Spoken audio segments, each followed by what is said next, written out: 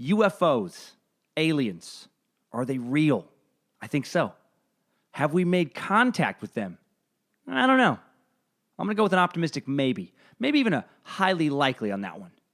Aliens fascinate me in an entirely different way than anything else in the paranormal or cryptozoological spectrum. I have a much easier time believing in aliens than in Sasquatch, for example, because we've been to virtually every place on Earth now, many times over. Google Earth has photographed and is re-photographing every inch of the terrain of our planet from satellites. Unless, of course, you're a flat Earth believer and you think that Google just, spends a lot of time photoshopping pictures to cover up all that nasty conspiracy stuff. But seriously, if Sasquatch is real, we haven't found him yet, at the very least. And you'd think we would have. You'd think we'd have more than some old fuzzy film by now. But space, we really, truly do not know what's out there. No one does. And if it's infinite in size, like some people much more intelligent than myself speculate, or at least bigger than we can currently wrap our minds around, I think the odds are good that there is some kind of life out there in the universe other than our own. I mean, apparently there are at least a septillion planets, which I didn't even know was a number until doing this episode. A septillion. That's 10 to the 24th power. A 1 followed by 24 zeros. In layman's terms, it's a preposterous shit ton of planets. Millions of shit tons, to be more precise. Another article I read said that astronomers estimate that there are 100 billion Earth-like habitable planets in the Milky Way galaxy alone, and 50 sextillion habitable planets in the universe. Obviously, these numbers are rough estimates because we can't fly around and properly count them all. But the point is, a lot of possibilities for life. I think it's pretty arrogant to assume ours is the only planet inhabited by sentient beings. I also think it's arrogant to assume that we would be the most technologically advanced out of all the species in the universe. Just because we can't bounce around other planets yet, Elon Musk is working on that shit, that doesn't mean that, other planets don't have creatures that can do that already, or have been able to do that for a long time. However, just because I think odds are there is a lot of other life out there in the universe, I also don't necessarily believe they've contacted us. Maybe they do know about us. Maybe they don't give a shit. Maybe they've spied on us from afar and just thought, they seem a little paranoid, a little hostile. Let's let them evolve a little bit more. Then we'll come visit, try and be friends. Or maybe, they don't know about us. Maybe they just don't know yet. We don't know. All I know for sure is that they haven't contacted me personally. I don't think. Maybe they have and they erased my memory. I don't know. I've barely begun this episode. My head's already in a weird spot. Perfect for this episode. It's time to go interstellar. Time to go extraterrestrial, little Area 51, Roswell. Strap in for a giant episode today.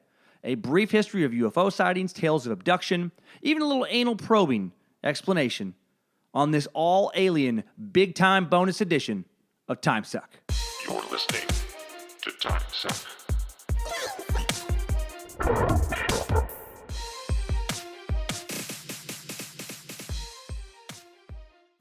Hello, Time Suckers. Hello to all of you BDMs who have joined the show. You know who you are, and I thank you for coming along with us. Getting to some bonus suckage this week, a little extra suck to take you over into the weekend.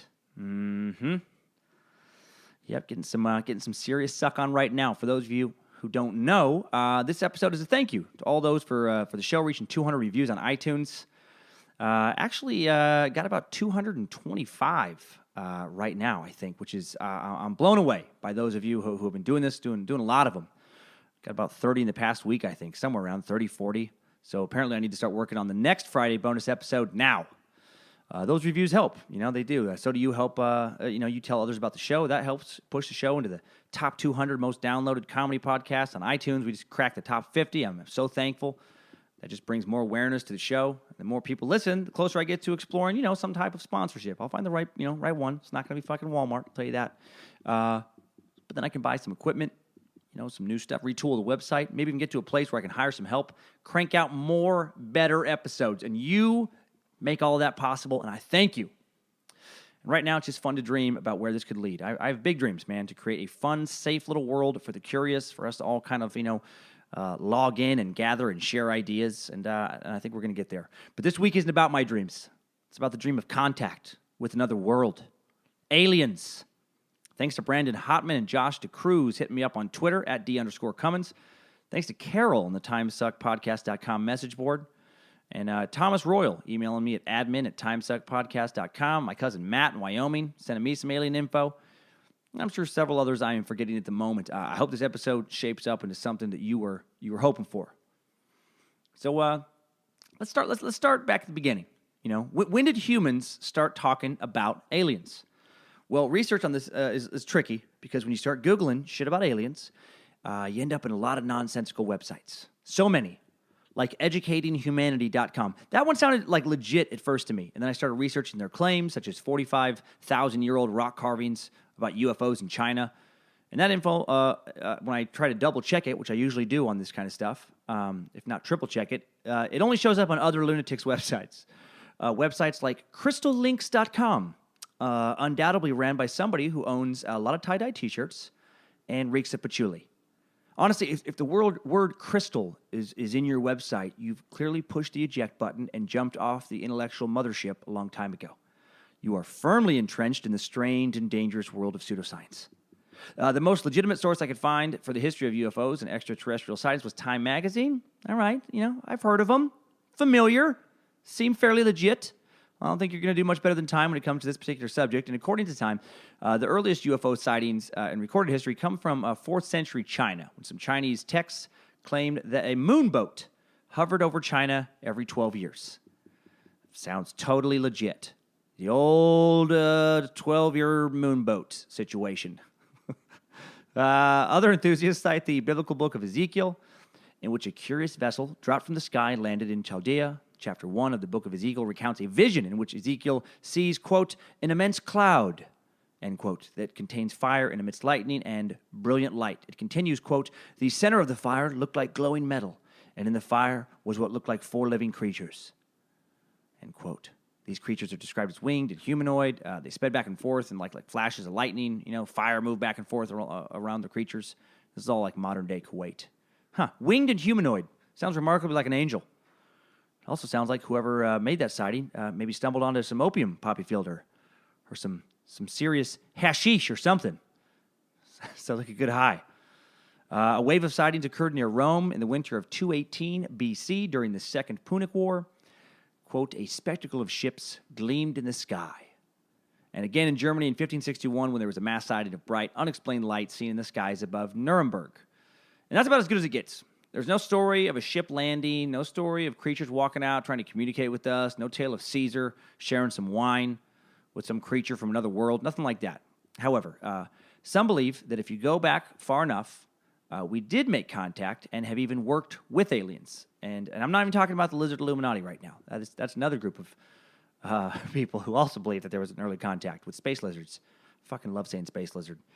No, I'm talking about the ancient astronaut theory, which probably most of you have heard of. There's a show called Ancient Aliens on the History Channel. It's one of those places I get sucked into just because it's so ridiculous. And there's this dude on there, this Giorgio Tsoukalos. He's the fucking guy with the crazy hair. You know him. He's like he's the most popular alien meme. His eyes get real big, and he looks exactly like the kind of person you would think is way into UFOs. Like on the old X-Files, there was the lone gunman. If you ever watched that show, there was those 3 dudes who Mulder would kind of talk to. And even for Mulder, who was into UFOs, even those guys were a little farther off the path than he was. He would be like the guy the lone gunman talked to when they needed some extra alien stuff. Like where even they would be like, he's a little fucking out there, but we'll see what Giorgio has to say. And his hair just keeps getting bigger and crazier as he gets old. More hairspray. I feel like based on hair alone, he could be a member of Trump's cabinet. The king of alien memes. Anyway, Giorgio and the other astronaut theory proponents, they believe that intelligent extraterrestrial beings visited Earth and made contact with us humans back in antiquity and actually influenced the development of human civilization and even religion. Basically, these ancient aliens are kind of like the mother culture that all various human cultures have developed from. The Q document, the source code. And early miracles and instances of God and divine beings were actually not divine, according to this theory. They were aliens who early humans viewed as gods. And to prove this theory, ancient astronaut believers point to ancient civilizations achieving things that they don't think were possible without outside help, like the pyramids. How did ancient people stack, 2,300,000 limestone and granite blocks weighing about 2.5 tons each into the Great Pyramid of Giza way back in 2580 BC, over 4,500 years ago. I mean, that does boggle the mind. Well, you do a little digging. You might come across the blog of an Egyptologist, Margaret Maitland. She's the senior curator of Egypt and the ancient Mediterranean at the National Museum of Scotland in Edinburgh. And at eloquentpeasant.com, her website, she says that, quote, they had a certain expertise, and she's referring to the Egyptians here. They had a certain expertise in stone working that we lack today. By the time of the pyramids, a corps of craftsmen had been developing their quarrying and building skills since the early dynastic period. We have evidence to support the Egyptians' responsibility for all the construction stages of the pyramids. And then she points to old, smaller, less sophisticated pyramids before Giza, before the Great Pyramid, some of which were abandoned kind of halfway through construction because they just they fucked them up. They weren't going the right way. I mean, basically, she believes they were learning from trial and error, like any craftsmen have to do when they're forming a new craft. So she points to local limestone quarries for material and a massive slave labor force to dig all this shit up and quarry it with the ancient tools that they totally could have done.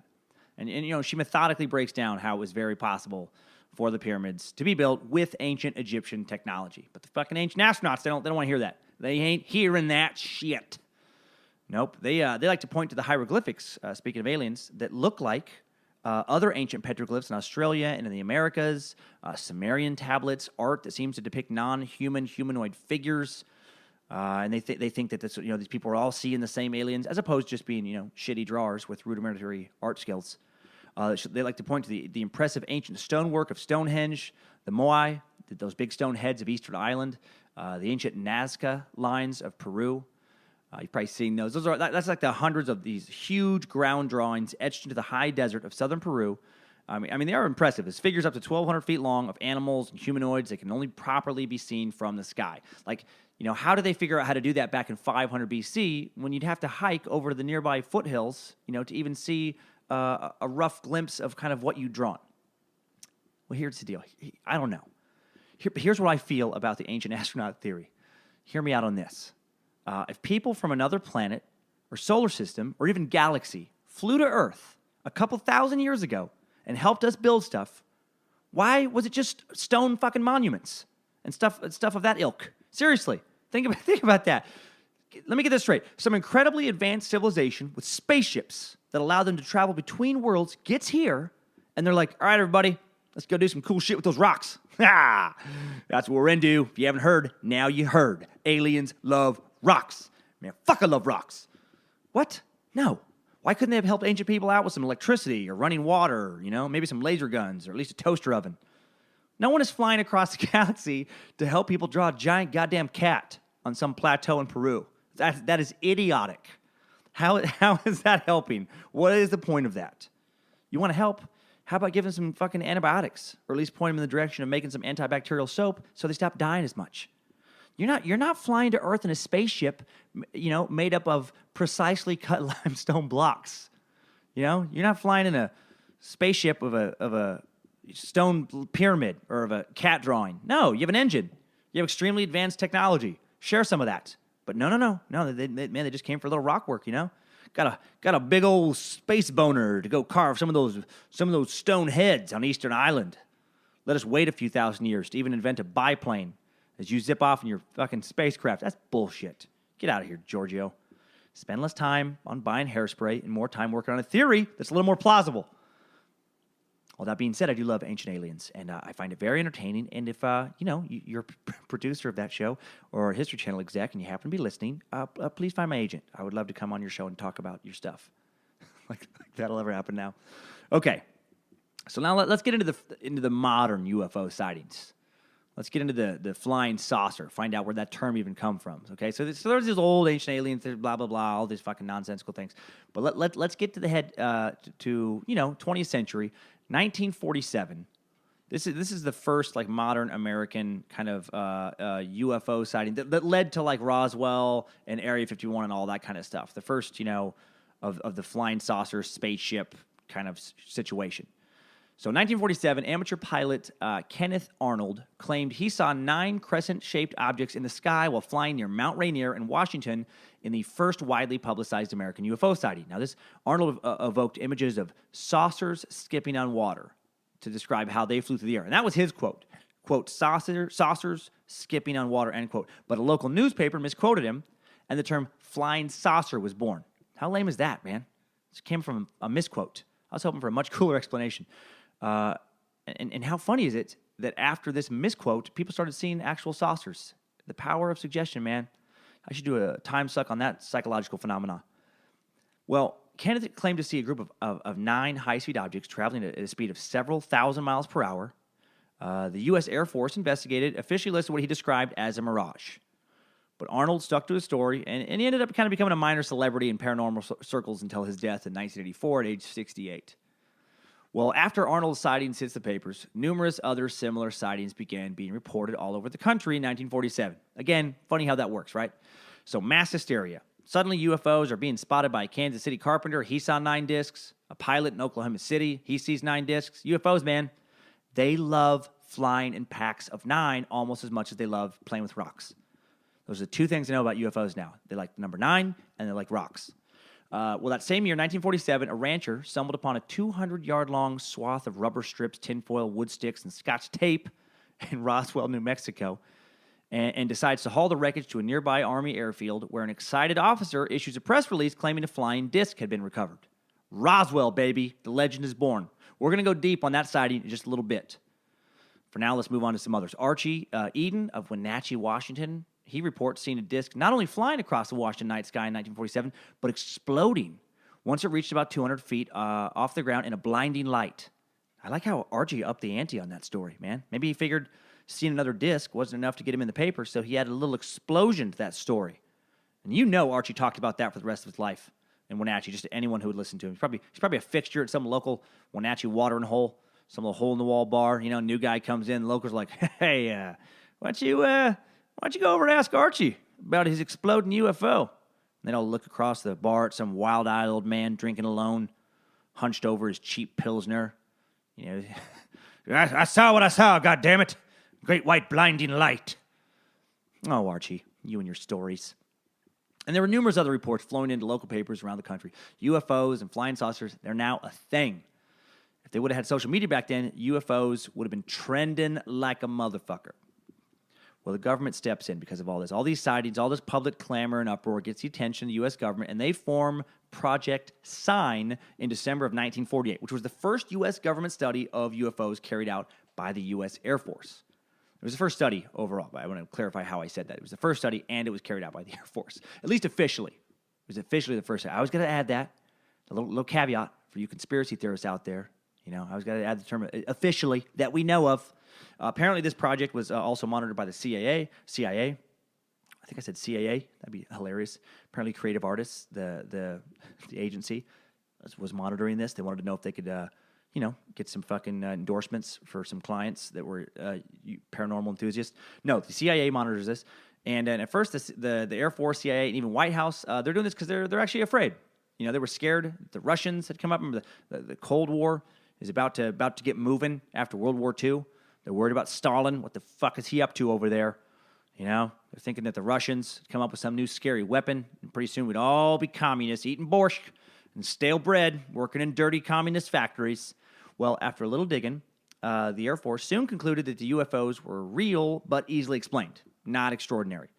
The Air Force report found that almost all of the sightings stem from one or more of 3 causes. I think these could apply today. 1, mass hysteria and hallucination. 2, hoax. 3, misinterpretation of known objects.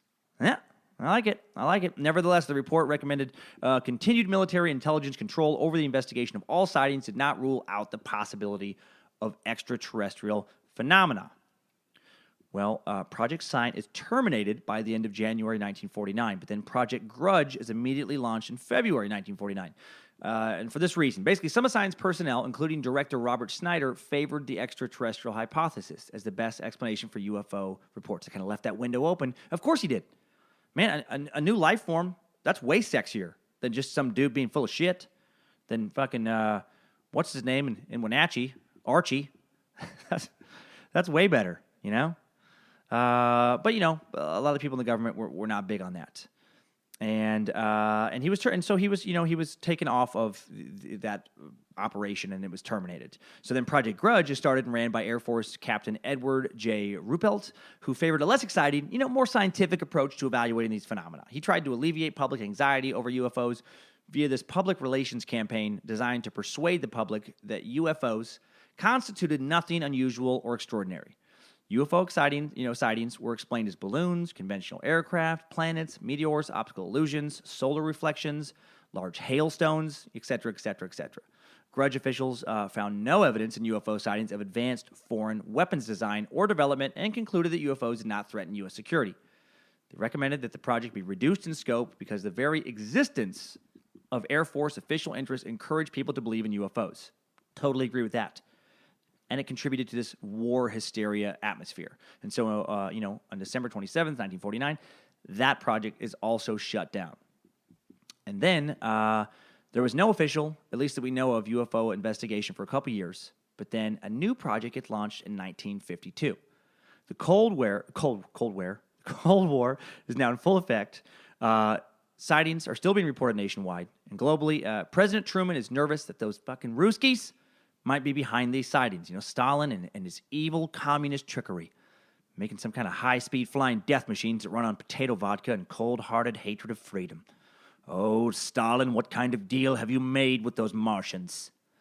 And so the big UFO We Are Not Fucking Around Anymore Project Blue Book, is launched. I was really hoping for a cooler name, by the way, for that. After Project Sign and then Project Grudge. Like Sign's kind of like, but then Project Grudge, that ups the ante. And then I was hoping for this one to be like, Project Victory or Project Death. Maybe Project Do Not Fuck with America, you communist motherfuckers. That would have been good. That would have been a strong project name, but probably too aggressive. Project Blue Book is supposedly just named after the color of questionnaire booklets given to those who claim they saw UFO. All right, it's practical. So the aim of Project Blue Book now is to, 1, determine if UFOs are a threat to national security, and 2, scientifically analyze UFO-related data. All right. So now the CIA, which had monitored both Project Sign and Project Grudge before Project Blue Book, is again brought in, this time in a somewhat more formal capacity, and they formed the Robertson Panel in 1953. Now, the Robertson Panel, headed by mathematician and physicist Howard Robertson, who was a mathematical physics professor at the California Institute of Technology and Princeton, and frequent White House and military advisor regarding advanced weapon systems, basically a dude who understood advanced technology really, really gooder and shit than me do. Well, Robertson and the rest of his team of literal geniuses oversaw the findings of Project Blue Book just to make sure the Air Force didn't miss something. And according to the panel, the Air Force didn't miss anything. On December 17th, 1969, the project is shut down, concluding no UFO reported, investigated, and evaluated by the Air Force was ever an indication of threat to our national security. There was no evidence submitted to or discovered by the Air Force that sightings categorized as, quote, unidentified, represented technological developments or principles beyond the range of modern scientific knowledge. There was no evidence indicating that sightings categorized as unidentified were extraterrestrial vehicles. That's it. Case closed, right? Huh? Well, not so fast. Check this shit out. I dug deep to find this. Christmas morning, 1969, the attacks and disappearances begin. 235 people go missing overnight from Easter Island. The entire fishing village of Rui Rui. 70 people are found dead in Micronesia. Can you fucking believe that? All the blood drained from their bodies in the exact same way. 5,000 cattle are found mutilated in eastern Texas in the exact same way. 15,000 go missing from Rwanda the next year. 5,000 go missing from British Columbia. 30,000 people go missing from rural Western Australia. Now, take a moment and be honest with yourself. How long after I mentioned attacks and disappearances did it take you to realize I was completely full of shit about all that? Was it after the Texas cattle? Was that the part that didn't feel right? Or were you still kind of in when I finally got to 30,000 people going missing from Australia? If even Australia didn't throw you off, if after Australia you were like, holy shit, I knew it. Well, you need to calm the fuck down about aliens, all right? You need to listen to this podcast a little more, and you need to watch X-Files reruns and Ancient Aliens a little bit less. No, since 1969, the government has not funded any UFO research. Nothing's happened, or at the very least, not officially. Now, if you want to believe that shit's still going on at Area 51, that's fine. It makes life more fun. All right, more on Area 51 later, by the way. A lot more. Going to really get into that. Okay, so before shutting down, apparently from 1947 to 1969, a total of 12,618 sightings were reported to Project Sign, Grudge, and Blue Book. Of these, 701 remain unidentified to this day. Bet you alien fans love that, don't you? 701 opportunities in just the years between 47 and 69 to still believe, to quote Agent Mulder from the X-Files, that the truth is out there. All right.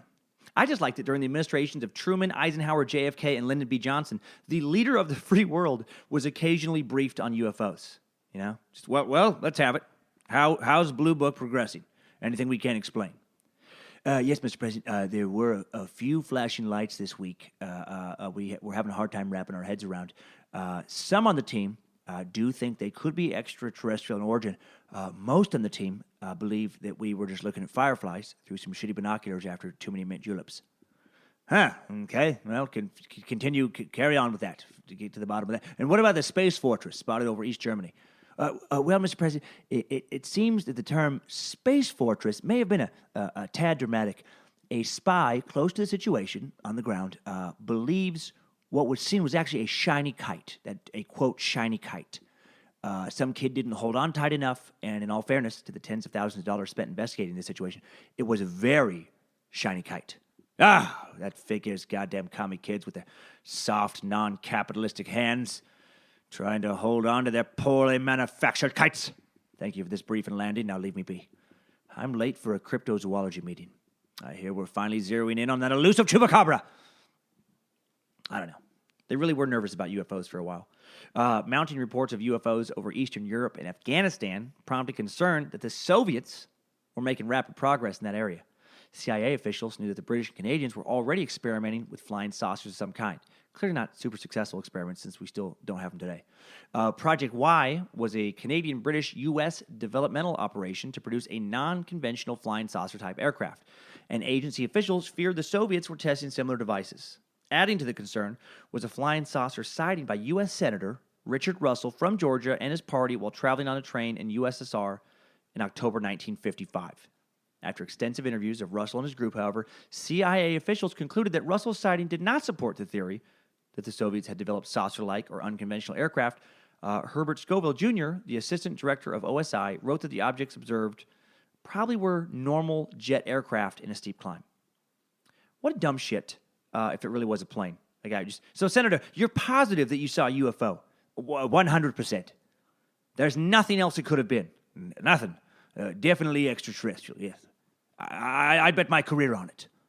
Could it maybe have been a normal plane taking off? Yeah, okay. Well, I hadn't considered a plane. Taking off, you say? Well, now that I really think on it, yes, that's entirely possible. Probable even. Yeah, yes, I'll grab my things. I'll show myself out. Well, official funding may have stopped, but the sightings did not. Over the years, thousands have stepped forward to claim that they've seen or been abducted by UFOs.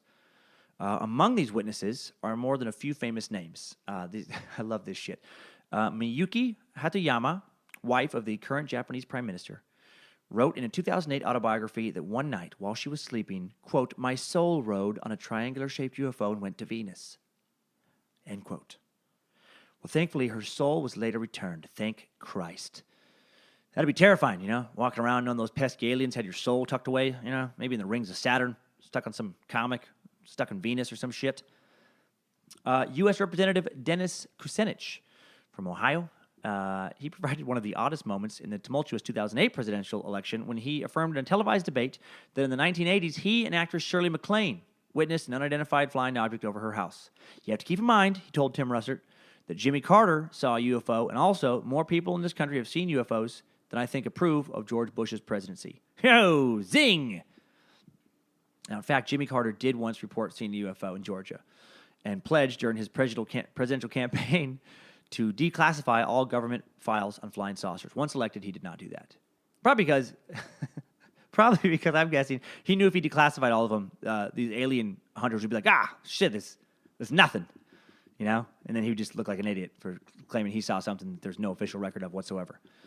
Or you conspiracy nuts listening, maybe he did see some shit, and when he finally got those secret files, he realized there was a whole thing happening. He probably got to the White House, and they just, they went down to some secret bunker 90, feet underneath the White House where some Illuminati alien is running, probably a lizard, probably a space lizard. He probably was taken down into the secret space lizard bunker where, actually, let's go further than that. He probably already is a space lizard.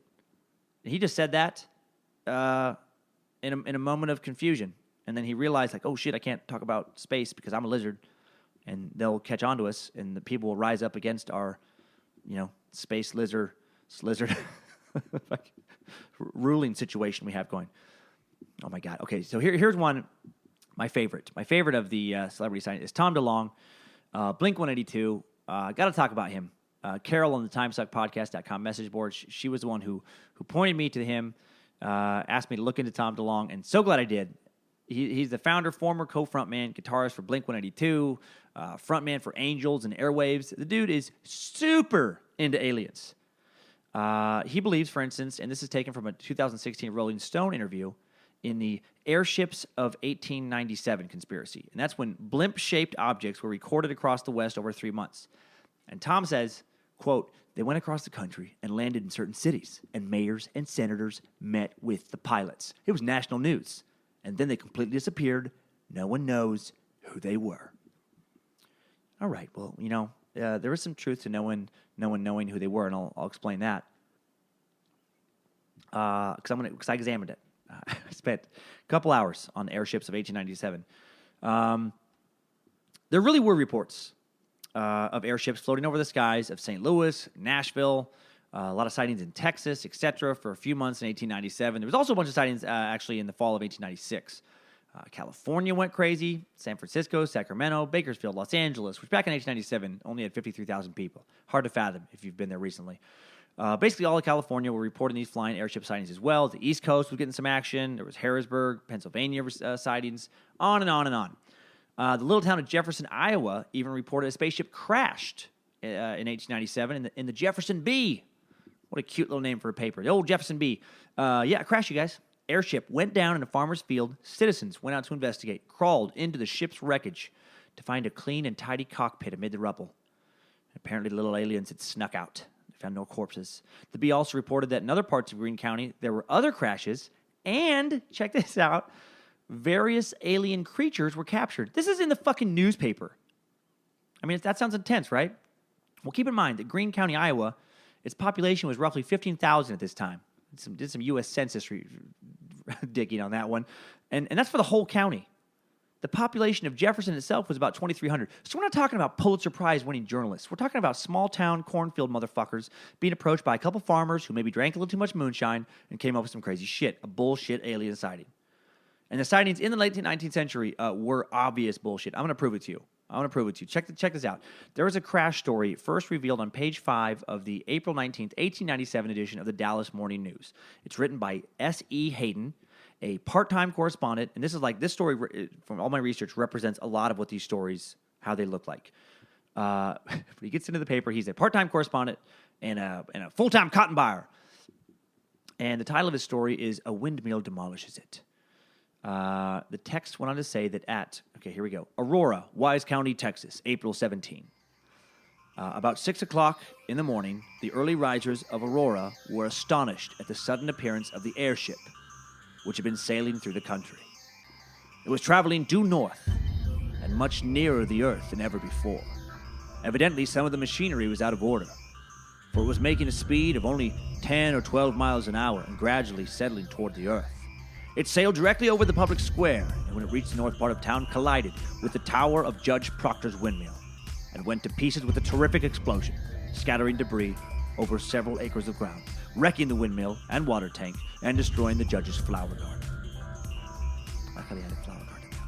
The pilot of the ship is supposed to have been the only one aboard, and while his remains are badly disfigured, enough of the original has been picked up to show that he was not an inhabitant of this world. Mr. T.J. Weems, the United States Signal Service officer at this place and an authority on astronomy, gives us his opinion that he was a native of the planet Mars.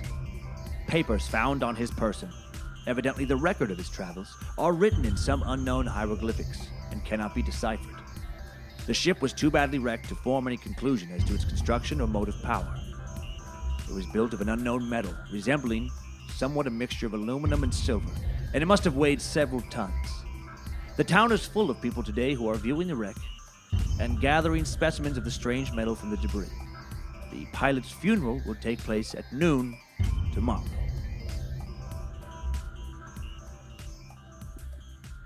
All right, get the fuck out of here. What? This explosive encounter was largely forgotten until 1966.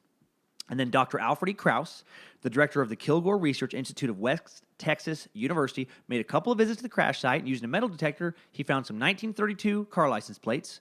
He found some old stove lids, a few horse bridle rings, and nothing else. There was nothing to indicate that several tons of unusual metal was lurking anywhere in the vicinity. Of course, there was no metal. There was never a crash. These lunatics and attention whores made all this shit up.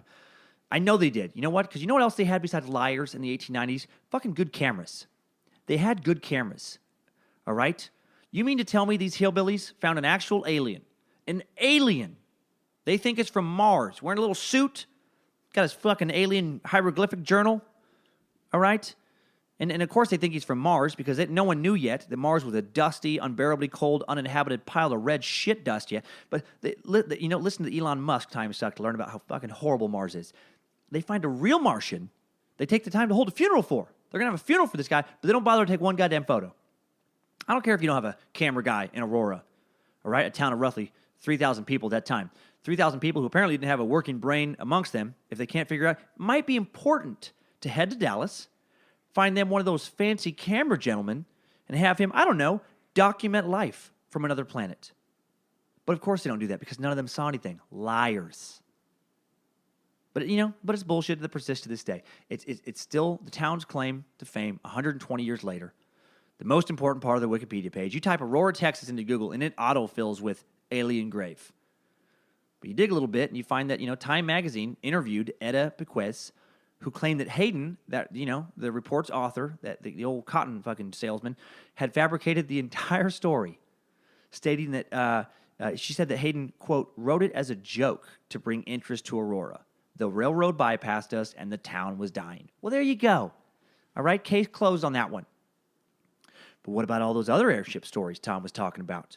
All right, you do a little quick research, you find that the blimps, a.k.a. airships, were in 1852. They were invented in 1852, by Frenchman Henry Giffard. He built the first powered airship, which consisted of a 143-foot-long, cigar-shaped, gas-filled bag with a propeller powered by a 3-horsepower steam engine. It flew from Paris to Elincourt, France, 27 kilometers. I don't know how it did that on a fucking lawnmower engine, but it did. And this is 45 years before the 1897 sightings. I mean, as early as 1783, the Montgolfier brothers caused a huge sensation throughout the civilized world when, before a crowd that included King Louis the 16th and Marie Antoinette, they heated the air inside of an envelope of aluminum varnished taffeta and launched a sheep, a duck, and a rooster onto an 8-minute, 2-mile flight across the royal palace of Versailles. It was the first ever flight to carry a living creature. Balloons were used by the French to transport letters and passengers out of besieged Paris during the Franco-Prussian War between September 1870 and January 1871. 66 flights, of which 58 land safely, carry 110 passengers and up to 3 million letters out of Paris. By 1895, Count Ferdinand von Zeppelin, the old Zeppelin guy, patents a rigid airship that patents balloon gas cells with rigid framework. That's 4 years before the sightings. Also, think about this. The Federal Aviation Administration, the FAA, the agency that regulates civilian aviation, wasn't established until 1958. So before the FAA, there was the Commerce Act, passed in 1926, fostering air commerce, issuing and enforcing air traffic rules, licensing pilots, blah, blah, blah. And all their rules were enforced by the Department of Commerce, who I doubt were taken seriously. No one's ever said, quick guys, hide our unregistered plane. Some Department of Commerce agents are speeding this way. So prior to 1926, though, in say, 1897, airships were 100% technologically possible. They were definitely around, had been so for 45 years, and no one was regulating the sky.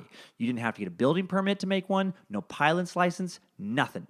So if you and some well-to-do adventurous friends could afford to build an airship, of which you needed to notify no one that you were doing, you could fly it wherever and whenever you wanted to, and you also had to notify absolutely no one you were doing any of that.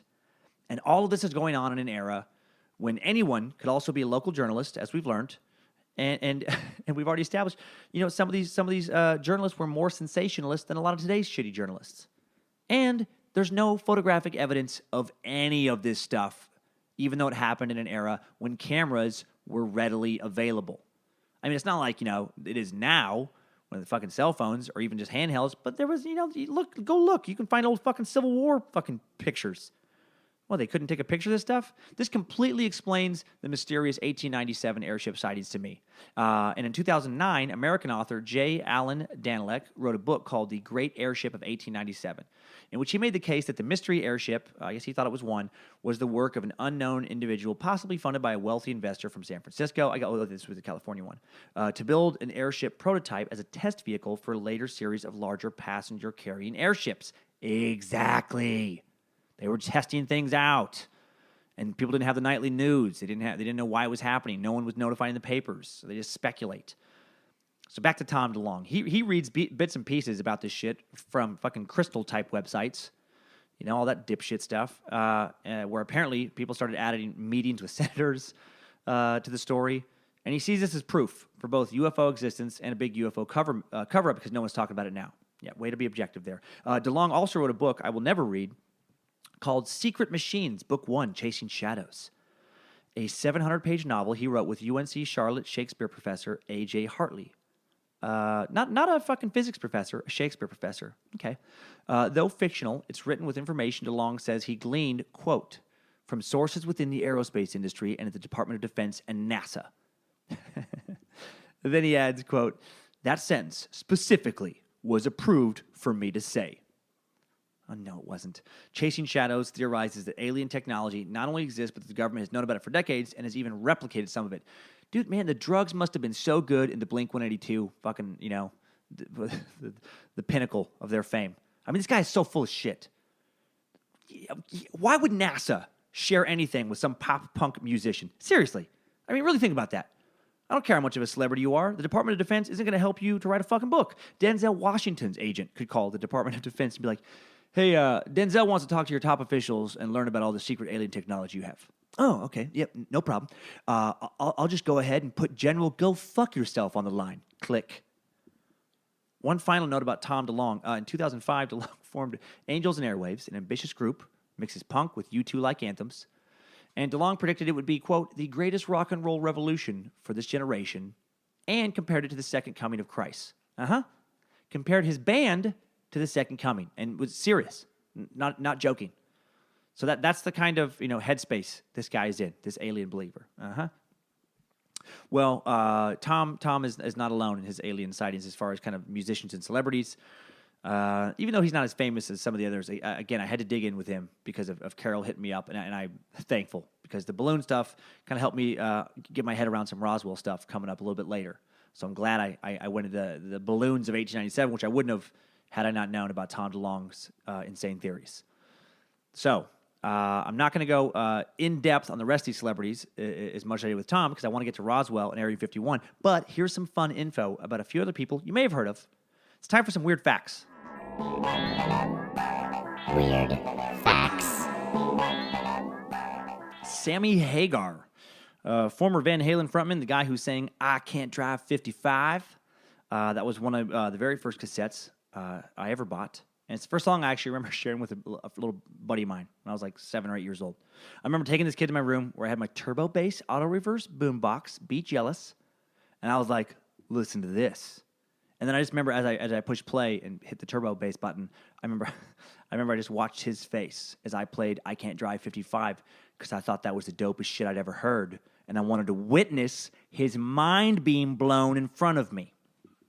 Anyway, in his autobiography, Red, My Uncensored Life in Rock, Sammy describes an alien encounter. He says, quote, I was lying in bed one night, dreaming. I saw a ship and two creatures inside of the ship. I couldn't see their faces. They were connected to me, tapped into my mind through some kind of mysterious wireless connection, end quote. The singer explained that although this happened in a dream, he knew, you guys, he knows the experience was part of something real with actual knowledge being transferred. Sure, it was real, Sammy. I bet those aliens, they wanted to tap your mind so they could access your recipe for that sweet Cabo Wabo tequila you've been distilling up. Actually, I don't know if that stuff's any good. It's called Cabo Wabo, so it's probably shit. Okay, pop star Robbie Williams. Here's another one. Former member of Take That. Sang the 1995 hit Back for Good.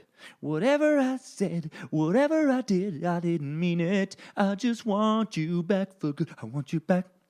I want you back. I want you back for good. I apologize for that. I couldn't help myself. I remember turning that song up when I was taking a girl out for a date back in 1997 when I was a Gonzaga student in my little beat-up Nissan pickup and talking about how much I liked it. And then shortly after that, I dropped her off and we didn't have a second date. So, smart girl. Anyway, back in 2006, best-selling English singer Robbie Williams took a hiatus from his musical career to explore the world of UFOs and extraterrestrial life. He and journalist John Ronson headed into the Nevada desert to meet UFO abductees and gather their own evidence. Keep in mind that his career was on fire when he did this. Take That, you might not have heard of them because they weren't as big here in the States as they were in the UK. They were a supergroup in the UK. I mean, he just released a #1 solo album in the UK in 2005.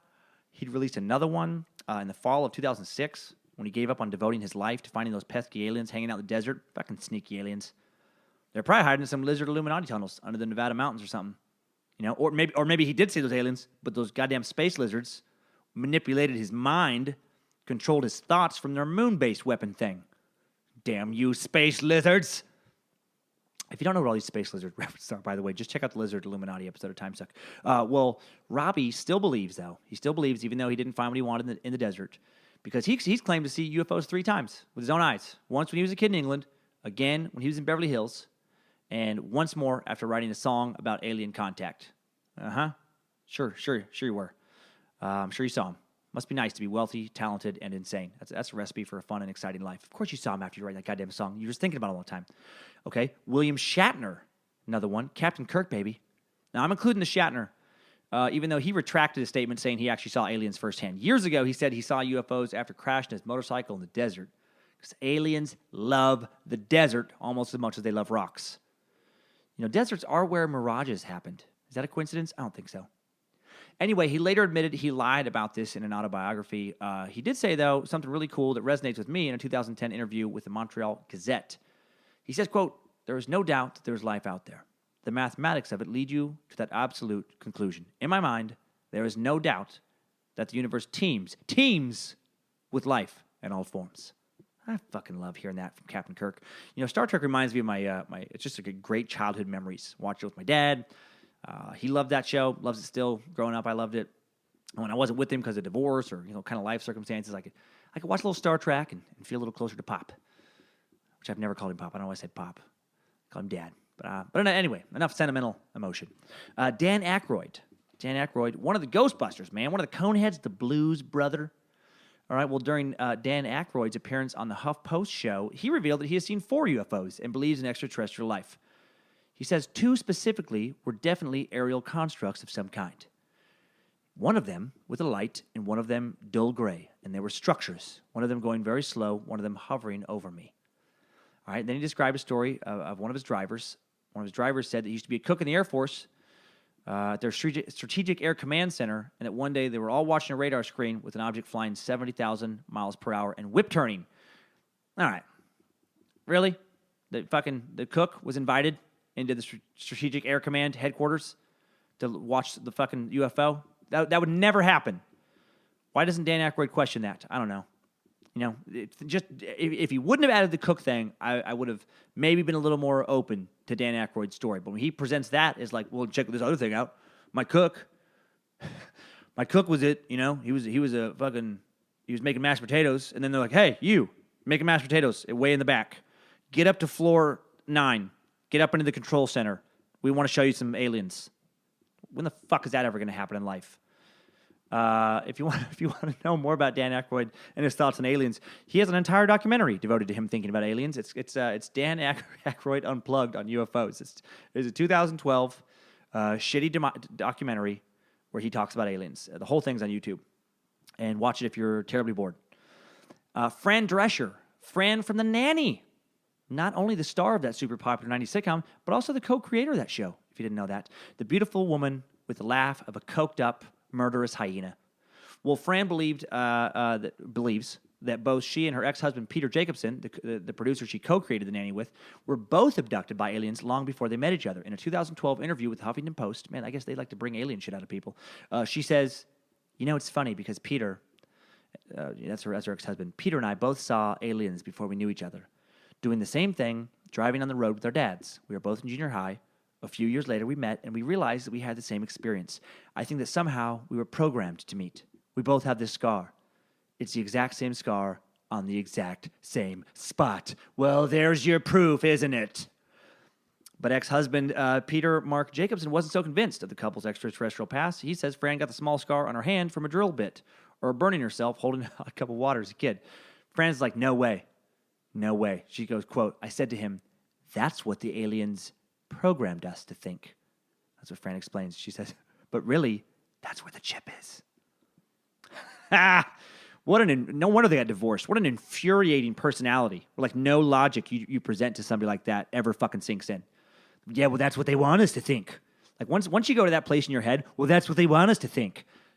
Like, you've lost all hope of listening to reason. Like, there's no arguing with a person who's like, well, you disagreeing it fits into their plan. It's what they want us to think. It's part of the conspiracy. Blah, blah. That shit drives me crazy. You want to believe that aliens knocked you out and put a chip in your hand? Fucking, all right, fine. And they did it to your husband's hand? Fine. Have it examined. God, if only technology existed to find out if the chip is in there. If only there was some kind of, magnetic resonance imaging machine that could find out for sure. If only there was some kind of magical X-ray machine whose exact purpose was to detect foreign presences in your body. Go to the fucking doctor, Fran. If I truly believed that aliens had some kind of tracking chip put inside my body, I'm getting it checked out. I'm normally not that quick to rush off to the doctor. I'll wait out a flu. I'll ignore an infection. But alien thought control chip programming my decisions? Yeah, I'm going to go to urgent care. I'm going to get that shit X-rayed ASAP. Finally, all Scientologists. All of them. All Scientologists believe in UFOs. All right, Will Smith, Travolta, fuck all of them. Way into it because it's integral to their religion /cult/nonsense. Scientologists believe that Xenu, the dictator of the Galactic Confederacy, brought billions of his people to Earth, then known as Tikik, a fucking nonsense word that L. Ron Hubbard made up, in DC-8-like spacecraft 75 million years ago. He stacked them around volcanoes and killed them with hydrogen bombs. Because that's what you do when you want to kill people. You want to fucking fly them in a large spacecraft over a great distance to then kill them on a volcano. That makes a lot of sense. Official Scientology scripture holds that the Thetans, the immortal spirits of these aliens, adhere to humans, causing spiritual harm. And they believe that because what L. Ron Hubbard wrote when he made up Scientology, and yes, there will be a point when I do a Scientology episode on Timesuck because it is way too big of a topic to get in right now. It's fucking insane. I think all religion is insane to some degree.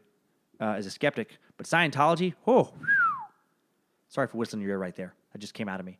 Your mind has to go to a real special place to be able to swallow that particular belief pill. All right, let's get the hell out of here. Weird facts. Okay, so now we have an understanding of the history of UFO sightings.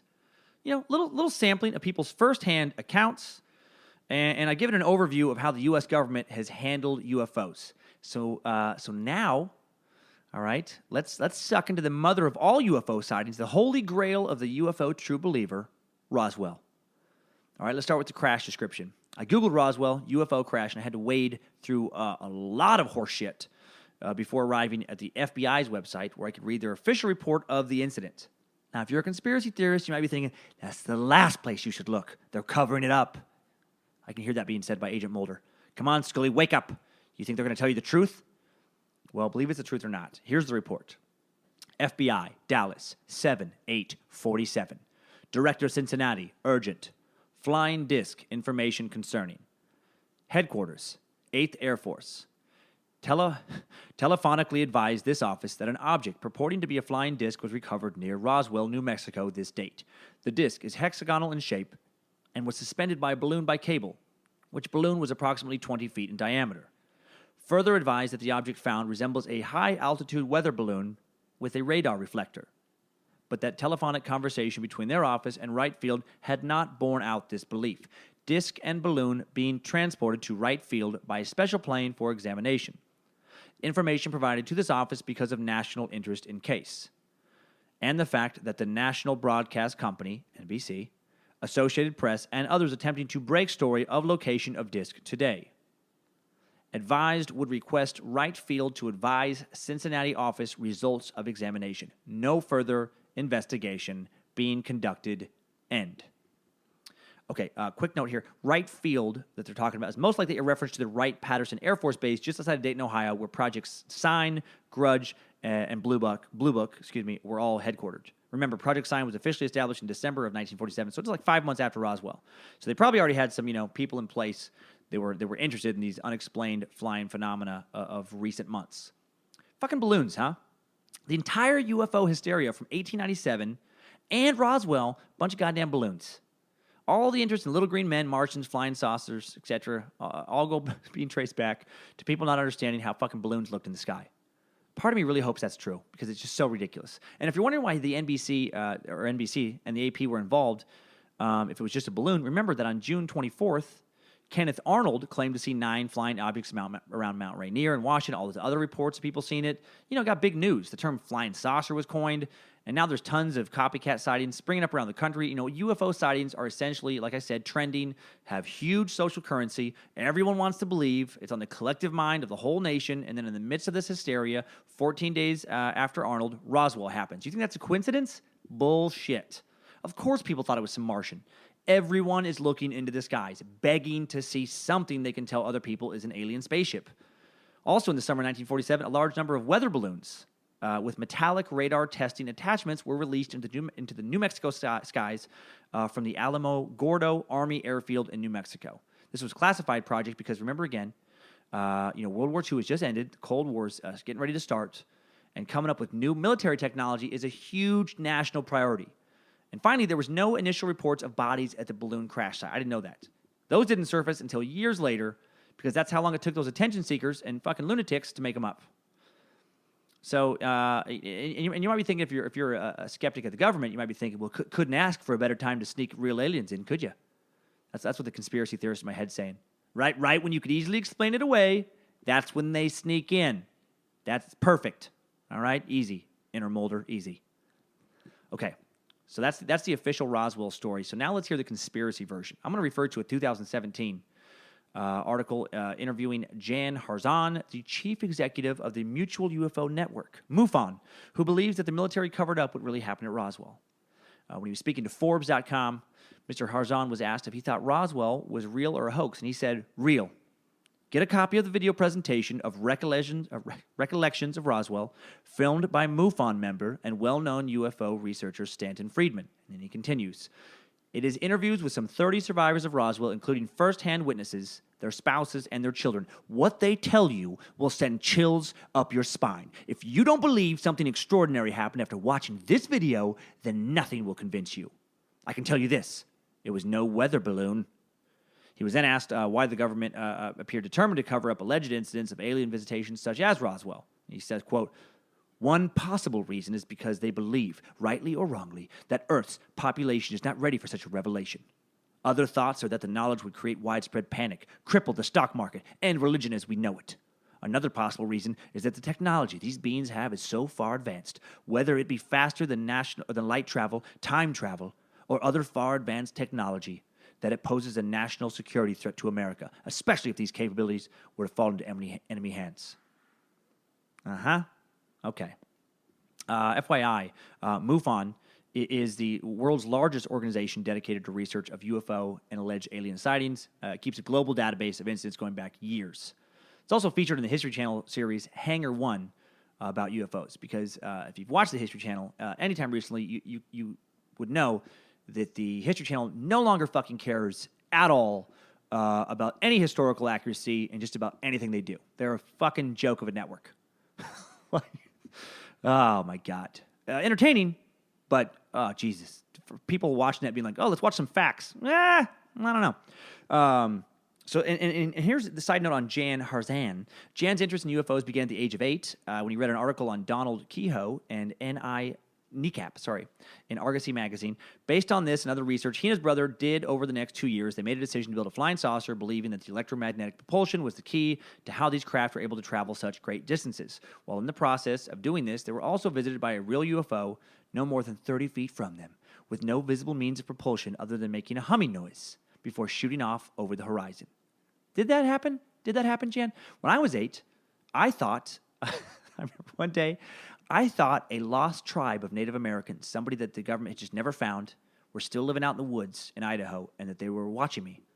I truly thought I was watching or being watched by a lost tribe of Native Americans. It's called having an active imagination and being 8, you dipshit. Okay, so off of Mr. Harzan's recommendation, sorry. I did watch Recollections of Roswell, excuse me. The entire documentary is readily available on YouTube if you do want to see it. The first interview is some old cowpoke-looking fellow named Bill Brazel, who says his ranch superintendent dad was the first one to find debris in the morning after the UFO crashed 75 miles northwest of Roswell. Bill says his dad told him there was a bad thunderstorm the night before, and that he found the debris, started picking it all up, put it in his truck, brought it all to Roswell, and visited the sheriff's department. And then they called the Air Force. The Air Force then swore his dad to secrecy and came and picked up the debris. God, it almost sounds like maybe the storm knocked down the military's new radar testing weather balloon and then told people not to talk about it because it was a secret weapon project. This is fucking the proof that Mr. Harzan spoke of? This is his go-to unequivocal proof of space life? Well, this spine-chilling documentary goes on to interview more people who talk about being told by the Air Force to be quiet. It also has moments when people like Barbara Duger say she heard one of the people who saw the records say the military police told them if they told anyone about what they say, not only would they be killed, but their whole family would be killed because they're in a movie now. Get the fuck out of here. I don't believe Barb for a second. Lots of people have talked about Roswell. All kinds of people have talked. Who's been killed? Who? No one. Whose family was killed? No one. It's nonsense. And then there are other interviews with military people talking about how strange the metal they found was, how it wouldn't break, wouldn't scratch. All right, so the military had some new plastic, that these cowpokes and lower-level military people hadn't seen in their rural 1950s New Mexico life. So what? It doesn't mean it came from space. That's a big leap in logic. These guys are the best at leaping in logic too. They'll say that the government is hiding something, and then they'll jump to like teleportation and time travel. It's like, where does that come from? Why would aliens have that? Why do you think that's possible for them to have that? So the Recollections documentary ends with a big 30-minute interview with wreckage eyewitness Gerald Anderson. All right, this guy's the star of the documentary that Jan has touted as proof of UFOs. Like he's basing MUFON's, I would say, their credibility largely on Gerald Anderson because he was the eyewitness, man. And Gerald says that 5-year-old him, his dad, his Uncle Ted, good old Uncle Ted, his favorite uncle, I don't know why I'm adding that shit, cousin Victor, and his 20-year-old brother were looking for some agates, some rocks, just some amateur rock hounds out doing some agate hunting.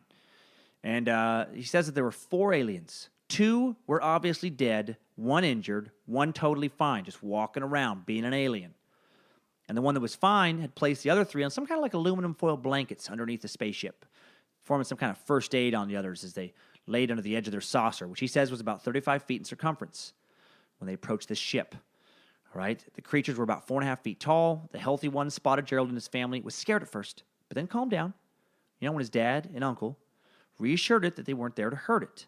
These creatures had big heads, very large, shiny black eyes. He talked a lot about their eyes being shiny and black and big. They had bluish-tinted, milky white skin, no visible ears, but a hole where an ear should be, very small nose, just 2 little holes, a little bit of a bump, no hair, tiny slit of a mouth. Basically like the picture. When you see of people doing alien stuff, it's that picture is what he's describing it, because that picture comes from this description. 4 fingers instead of 5. They were wearing matching one-piece, shiny metallic outfits, some kind of extraterrestrial onesies. Sounds cozy. And then Gerald talks about seeing, he says flashing lights coming from, inside of the disc. in the spaceship. He remembers touching the spaceship, that it was ice cold, like it had just come out of the freezer. It was super smooth. There was a weird smell emanating from the wreckage. He remembers his uncle trying to talk to the spacemen in Spanish, because that's what you do. Yeah, he remembers his dad trying to talk to the spacemen in sign language. Fucking stop it. Really? You see something that clearly isn't human, and you just think, oh, I wonder if it speaks Spanish. Hey, man, are these just some kind of space Mexicans I don't even know about? Maybe I'll try sign language. Maybe this is how deaf people talk. Maybe that's how they look. Maybe this is how deaf people look, like aliens. What are you talking about? Gerald remembers touching one of the dead aliens. And that's bullshit. Your dad, and you see aliens in a crashed spaceship, and within minutes you're letting your 5-year-old just go poke around their dead bodies? Get the fuck out of here. Gerald also says some archaeologists and a bunch of archaeology students showed up at the crash site as well, thinking it was a meteorite. Because, archaeologists and several of their students just hang around looking for meteorites. Since when do archaeologists look for meteorites, you dumb shit, Gerald? It's geologists is what you're thinking of, you numbnuts. Geologist is the word you wanted. Gerald says eventually they go back to their car where armed military personnel are waiting for them. Of course they are. And these armed military personnel took their family to some makeshift base that had been erected. All kinds of military, all armed to the teeth. The road was barricaded off. And then they were told to drive away and never talk about anything they saw again. The end. Holy shit. Where to begin talking about how ludicrous this testimony is? First off, let's start with the military. Let's just start right there, okay? So let me get this straight. There was this huge military presence. They're all set up, but they're not set up at the crash site. They're letting just archaeologists and random families walk over and talk to aliens while they have a base set up nearby. That is such nonsense. And, okay, he's 5. Why is the dude who was 5 when this happened the one telling the story? This is testimony given in 1992, shortly after his dad, uncle, and brother were all dead. How convenient, Gerald.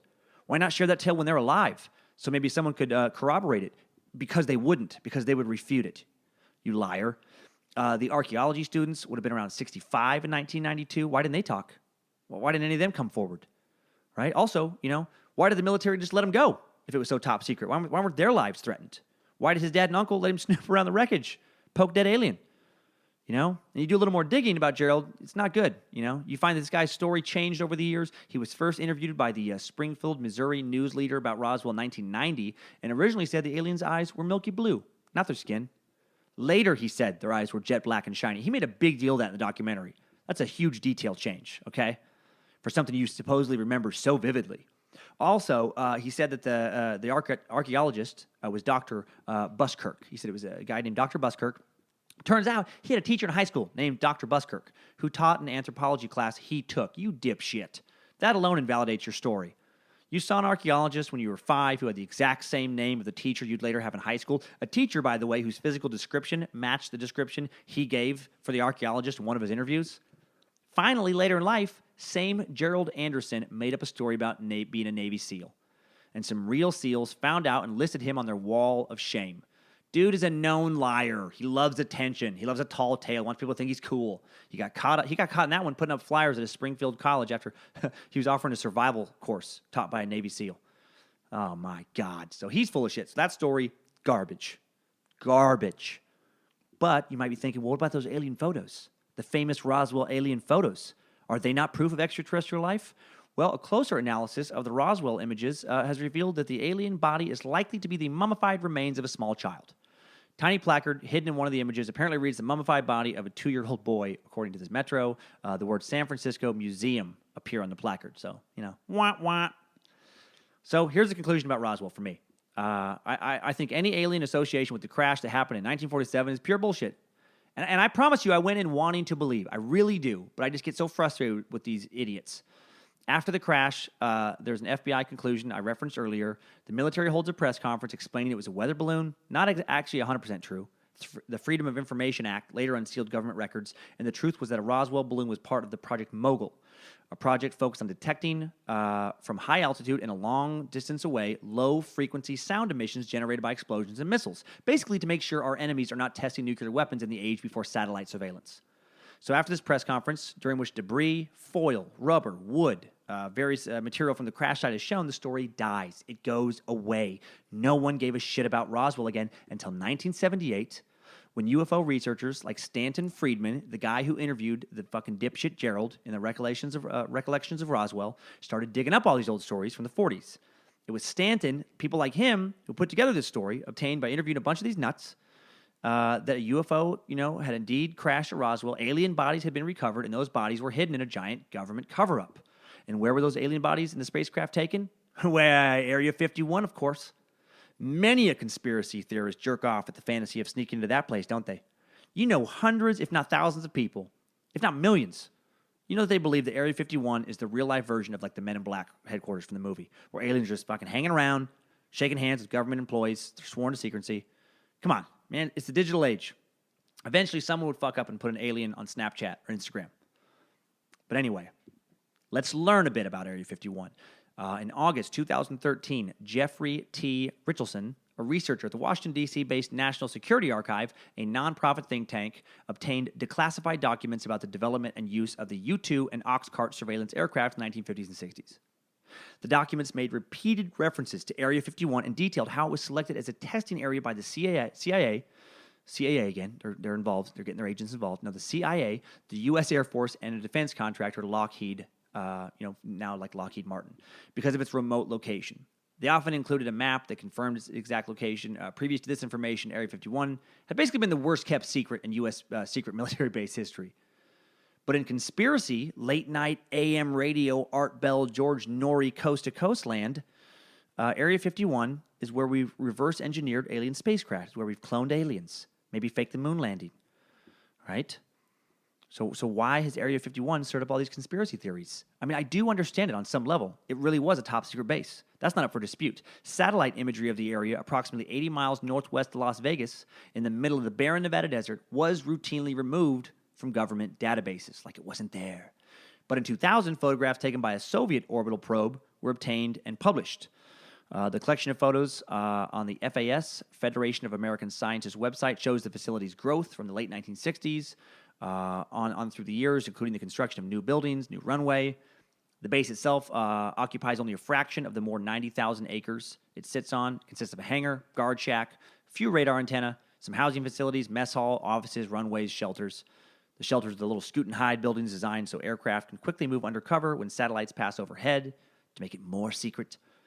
Some allege that what you see on the surface is only a tiny part of the actual facility. They believe that surface buildings rest on top of a labyrinth of underground tunnels.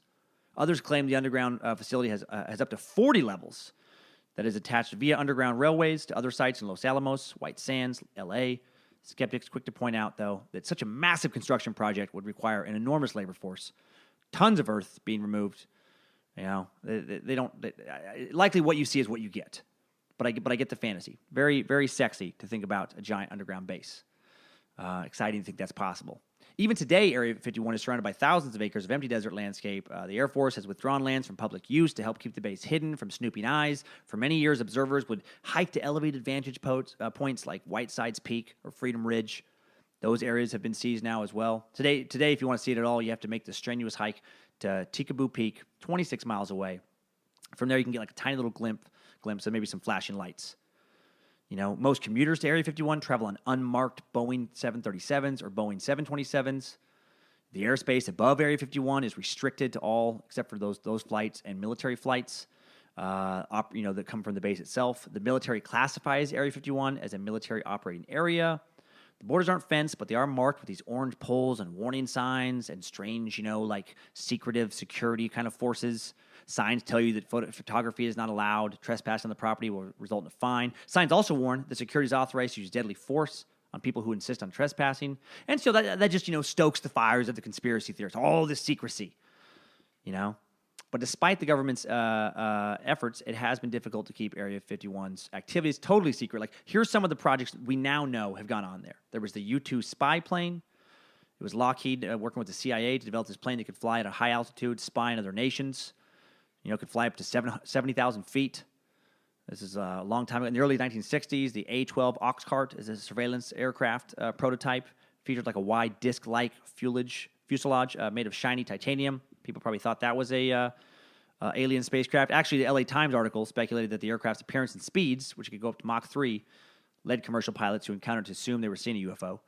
The SR-71 Blackbird, something that evolved from the A-12, became the successor to the U-2. You go Mach 3, 90,000 feet up in the air. And I'll put some photos of some of these planes. There's a bunch of other cool planes as well. So, it's a secret military base. That's it. Why is that so hard to accept? If you've ever driven through the Nevada desert, by the way, which I have several times, from top to bottom, actually, you get why they put it there. It's in some of the most barren and uninhabited land in the U.S., and I believe the military does have a secret base, and it's okay for them to do so. I think it's stupid and irresponsible to let other nations, especially nations we don't get along with, catch up to what we're doing military technology-wise. I also think people who try and sneak onto the base deserve to get shot. You don't have fucking clearance. Get out of there. That's like thinking you have the right to walk into your neighbor's house, check out what they're doing. You fucking entitled moron. But just thinking the military is making weapons slightly better than the ones we already have, that isn't that sexy, man. It's not exciting enough for some people. So they make shit up. And here's the best of what I could find of what they've made up about Area 51. These are my favorite Area 51 conspiracies. Number 1 is the Roswell alien bodies are kept there and may still be alive. Number 2, aliens are running the base. Ooh, that's a fun one. Number 3, it's an interrogation center for captured aliens. It's like Guantanamo Bay for aliens, just fucking aliens being waterboarded for their alien info. Number 4, it's the headquarters. This is actually my favorite one, my very favorite one. It's the headquarters of the secret One World Government, a.k.a. the Majestic 12, a secret government committee that has been laboring in the shadows for more than 6 decades. They're very old now, I guess, to work out an arrangement for a one world government in which the planet would jointly be ruled by human and extraterrestrial elites. Oh, man, the Majestic 12 sounds like a good time suck. Might have to look at them further. MJ-12, as conspiracy junkies refer to them, supposedly started as a blue-ribbon panel of scientists and military leaders created by President Harry Truman in 1947, shortly after the crash of alien spacecraft in Roswell, which we know now is bullshit. As the story goes, MJ-12 somehow eventually made contact with the aliens and brokered a power meeting between them and President Dwight Eisenhower. That, in turn, resulted in a deal in which the U.S. government got extraterrestrial technology in exchange for looking the other way when UFO crews mutilated cattle and abducted humans and stuck stuff up their butts. Sounds like good fodder for some X-Files episodes for the overall arc of that series. The moon landing, this is number 5, was staged there. Again, that's a time suck in and of itself, that conspiracy, which I already kind of addressed in the Flat Earth episode. Number 6, Area 51 is the manufacturing site of the government's infamous black helicopters, which supposedly are used to conduct sinister missions, such as spraying clouds of toxic chemicals over suburban neighborhoods. Keep us subdued and poisoned. There have even been people who claim they've been abducted by government black helicopters and turned over to flying saucer crews for examination, which suggests a link between the extraterrestrials and the human elite. Forging their one world government, intermingling the two species. God, I used to hear so much about that kind of shit about the black helicopters growing up. Man, I could do a whole time suck on just the one world government conspiracy. Number 7, they're breeding alien-human hybrids. Ooh, much like the space lizards. And number 8, nothing is happening there. Area 51 is just a big old shiny carrot. Just a shiny little carrot to distract you from the real secret nefarious base we don't even fucking know about. Wake up, you guys. So, to wrap up Roswell and Area 51, essentially it seems that it's, a load of horseshit. The government has a secret military base set up in the Nevada desert for developing and testing experimental aircraft. And they're doing nuclear testing in nearby New Mexico in the 40s, and people not aware of experimental aircraft started seeing things that they couldn't explain, started talking about Martians. And then the notion of UFOs took over the zeitgeist, and everyone started convincing themselves the skies were full of aliens. And why don't we have pictures? Why aren't more people sharing their UFO tales? Right? Because the government's covering it up, all right? Why are they covering it up? Because they made a deal with aliens. They sold out the human race. And then Chris Carter draws upon all this historical hysteria and creates the X-Files. And speaking of X-Files, what was key to that series? Finding Mulder's sister. And where did she go? Taken by aliens. So let's get into the abduction finale of this alien cornucopia of an episode. According, again, to Jan Harzan of MUFON, one of the best documented cases of an extraterrestrial encounter is Travis Walton, November 5, 1975, near Snowflake, Arizona. Travis and 6 coworkers had just finished clearing the brush in the mountains and were heading back to town when they encountered a glowing, silvery, disc-shaped craft in the forest. Travis exited the cab of the truck they were in, approached the aircraft. In doing so, he was struck by a beam of light, knocking him to the ground unconscious. His buddies, filled with fear, hightailed it out, but returned a while later to both find Travis and the saucer gone. 5 days passed when Travis suddenly reappeared to tell the story of where he had been. He reported being aboard a craft and seeing creatures that did not look human. All 7 of the crew and Travis took and passed lie detector tests regarding their ordeal. Sounds legit, right? It's also the basis for the movie's Fire in the Sky, a movie that freaked a lot of people out.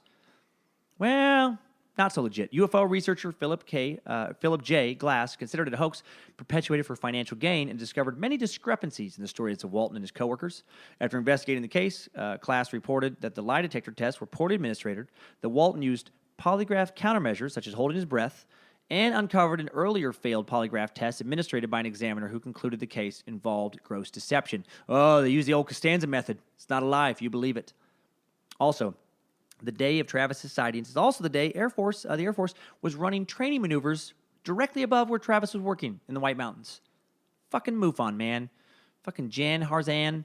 All this key evidence for proof of alien life looks like total shit if you apply even the slightest logic and skepticism while looking at it. The real tragedy with Travis Walton is he didn't talk about being abducted and anally probed. Why not, man? That's the best part of alien abduction stories. All that butt play. What were they doing in our butts anyway? You know, why do they want to get in there? Well, in the hundreds of insane UFO websites I've visited the past few days, believers think they're maybe tagging us with some sort of tracking monitoring device, you know, like we tag creatures, except we don't put stuff up their butt, but that's what they like to do. They just put it in your butt. You'd think it would show up in an autopsy from time to time. Or they're grabbing some fecal matter for some sort of research.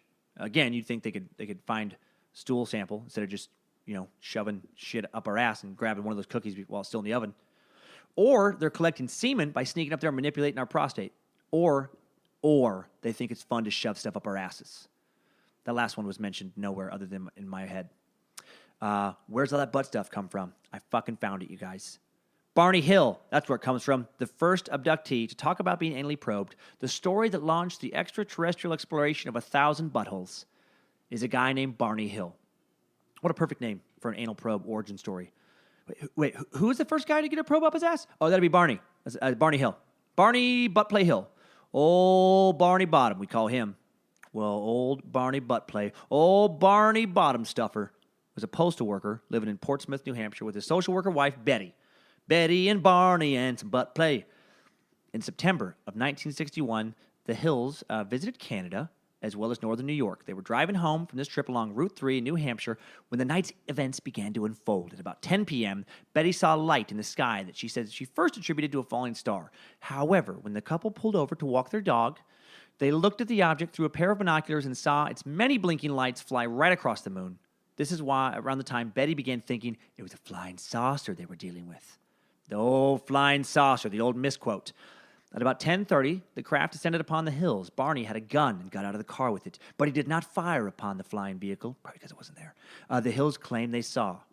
After being told to keep looking by one of the creatures that he could see through a window in the UFO, he went back to his wife in the car. Okay. They both say that this was when a strange beeping and buzzing began. Just beep, boop, boop, beep, boop. When they heard these sounds again, they were 35 miles south of the location where the craft had first descended. They just lost some time. When Barney and Betty got home, neither one of their watches would work. Their clothes were inexplicably torn, supposedly covered in an odd dust. Their car had an odd pattern on the trunk. They claimed that they were, when they got put a compass nearby, it would react strangely. It is unclear why they would think to take a compass, but anyway, that's part of their story. The United States Air Force attributed this story to a misidentified planet, Jupiter, that's what they think they saw, and declined further investigation. But they think they both lost time, but neither had any injuries or indications of trauma. And then Betty had 5 consecutive nights of dreams that left her wondering what really happened to them. What happened to them that night? She remembered some kind of humanoid creature taking her aboard the spaceship by some kind of hypnotist method. Fucking space hypnotists, man. They're the worst space beings. And the Hills eventually sought hypnosis themselves. Apparently they were really into it. And it revealed another story. Now we're getting into the butt stuff, you guys. Here it comes. Betty's descriptions from her dreams changed in subtle ways under hypnosis. For Barney, things got a lot more sinister. Oh, boy, did they. He recalled being anally probed under hypnosis. And so it begins. So begins the low-hanging fruit for decades of comedians. Barney also thinks he had semen collected in an entirely separate procedure. Those fucking aliens, super interested in Barney's junk. Couldn't get enough of dicking around with his privates. Well, their doctor who conducted the hypnotism concluded that Betty was a victim of her dreams and that Barney had been brought into the delusion by proxy. That sounds right to me. In truth, Barney was less sure that he'd been abducted by aliens than his wife. But sadly, he passed away less than a decade after the initial incident, so we can't, there's no more interviews with him. And like all alien stuff I come across, there is, it turns out, a very easy explanation for this story. This is from Jason Colavito's website, jasoncolavito.com. He's an author and editor based in Albany, New York. A lot of books like Cult of Alien Gods, H.P. Lovecraft, and Extraterrestrial Pop Culture. He's done stuff for American Heroes Channel, the History Channel, cited in stuff like The Atlantic. He considers himself a historical researcher and a skeptic.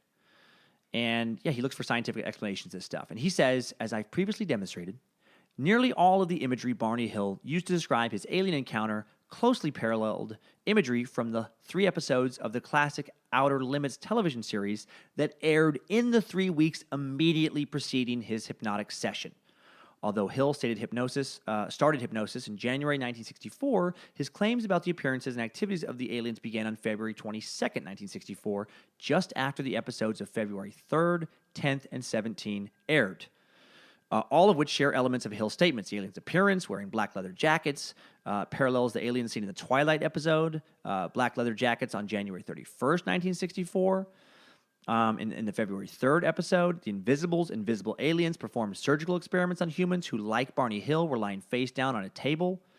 In the Invisibles, a crab-like alien monster with a long tube-like tail is placed on a supine human's back, and the tail enters the human's back to inject an invisible parasite. Hill's anal probe is a reasonably nightmarish kind of inference from the alien tube of the show's original broadcast.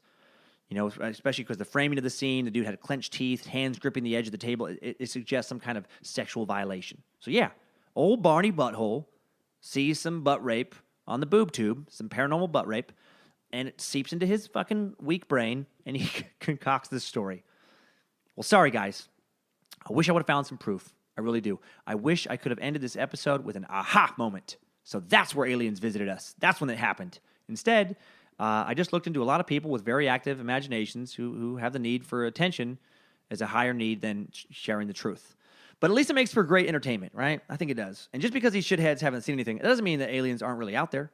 It's space, man. It's space. Think about those septillion or whatever numbers of, planets that could have life on them. I still believe. And I also believe it's finally time on this marathon of an episode for some top 5 takeaways. Timesuck top 5 takeaways. Number 1, I can never listen to Blink 182 again. Not that I listened to them that much before. Tom DeLonge has let his need for alien life to exist blind him to the truth in front of him. There were no UFO sightings in 1897, just balloons and people who didn't know a lot of shit about balloons. And really, really, really bad newspaper journalists. Number 2, nothing happened at Roswell. It was just another balloon and a sad man who lied about being a Navy SEAL, also lying about seeing 4 Martians when he was 5 years old, one of which his dad just let him poke around a little bit, because that happens. Number 3, there are no aliens at Area 51. Come on. There are just weapons we're not supposed to know about because the government rightly assumes that the general public is not to be trusted with sensitive military information, and because we prefer not to hand over weapon blueprints to places like North Korea. Number 4, the ancient astronaut theory makes absolutely no sense whatsoever. Why didn't ancient aliens give us useful information and technology as opposed to just helping carve old rocks into pyramids and stone heads? Get out of here. And number 5, I love William Shatner. Captain Kirk says that based on mathematics alone, there is life somewhere out there in the solar system, and I agree.